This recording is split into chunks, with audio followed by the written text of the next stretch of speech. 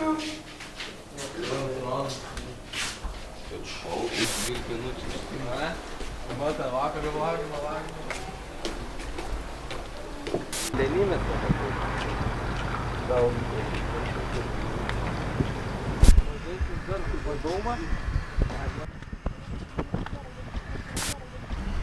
reiškia, kai treneris ateina treniruoti ir sako, kad bus šiandien Bavarija?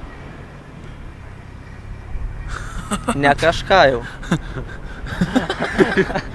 Ne kažką jau. Sakyk, Dadėlė. Ką reiškia?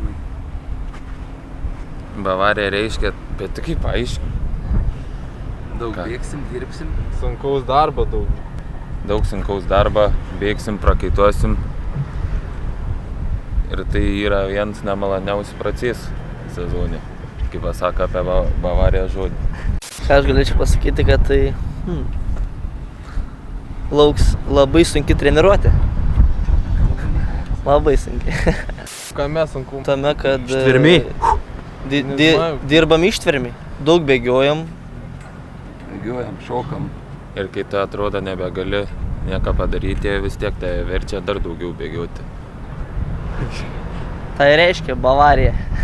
Tai yra Bavarija. Ir dar vienas klausimas, kas yra 80-oji minutė? 70-ųjų. Ir dar vienas klausimas, kas yra 70-oji minutė?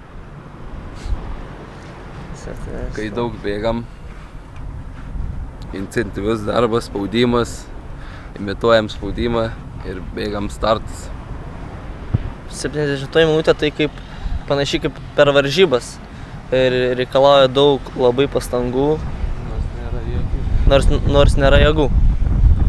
Bet vis tiek reikia stengtis iš paskutiniųjų. Ištvermės daug, valinių savybių.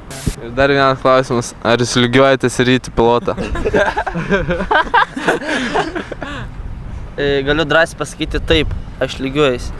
Tai yra vienas nemėgstamiausių mano žaidėjų. Žinoma, stengiamės lygiuotis į ryti pilotą, bet manau, jis vis tiek šiuo metu yra geresnis už mus, nes jis jau daugiau patirties turi, ilgiau treniruojasi ekranu. Bet mes stengsimės jį nukonkuruoti. Bet žinoma, mes stengsimės jį prisivyti ir lygiuotis į jį. Bet mano vis tiek idealas Xabi Alonso. Čia buvo rytis pilotas.